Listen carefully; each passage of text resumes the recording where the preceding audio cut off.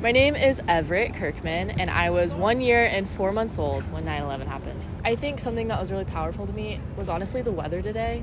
It was rainy and pretty gross and just pretty melancholy to begin with. And so just being there and seeing American flags but completely soaked laying against people's names and roses laying against people's names on top of everything else, and just seeing the magnitude of the names there. Just kind of having that moment of real, yes, obviously there was real people, but just, I don't know, I just kind of had a moment of this was real and they were all here. Yeah.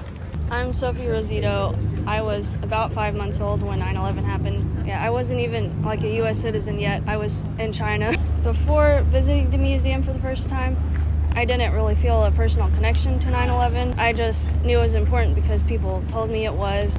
But then after visiting the museum, I could kind of understand the scope of the event. I saw more of an individual level, being able to put names and faces with the events.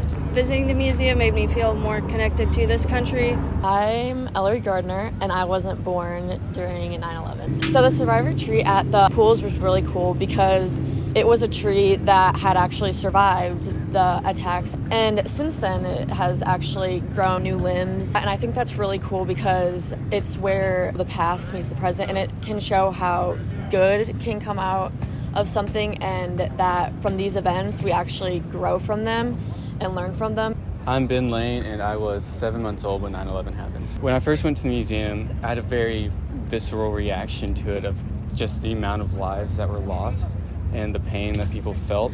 But going back to it, it made me realize that 9/11 isn't just a single day, it's an ongoing event. I just read an article that said 22,000 people have died in U.S. airstrikes since 9/11. It just looks different. It's very different. I didn't have the same gut feeling that I did when I first went there. It made me look at the broader picture besides just what happened on 9/11 on that day. My name is Emily Stinnett, and I was 11 months old when 9/11 happened. I have never connected with the motto, never forget, as I was just a small baby when 9/11 happened. But after today, going to the fountains, going to the museum, reading the names of those who died and learning about their stories, I feel like I can remember them and that I'm a part of those who will never forget.